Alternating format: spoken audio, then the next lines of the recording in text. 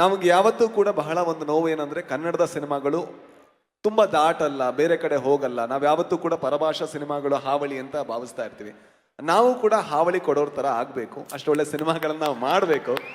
So ಈ cinema ಕೆಲಸ ಮಾಡುತ್ತೆ ಅನ್ನುವಂಥ ನಂಬಿಕೆ ನನಗಿದೆ.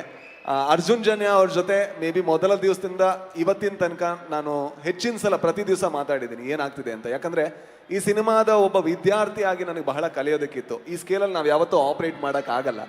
ಸೊ ಅರ್ಜುನ್ ಜನ್ಯ ಅವರು ಬಹಳ ತಾಳ್ಮೆಯಿಂದ ಬಹಳ ಪ್ರೀತಿಯಿಂದ ಈ ಸಿನಿಮಾನ ಹೆಣೆದಿದ್ದಾರೆ.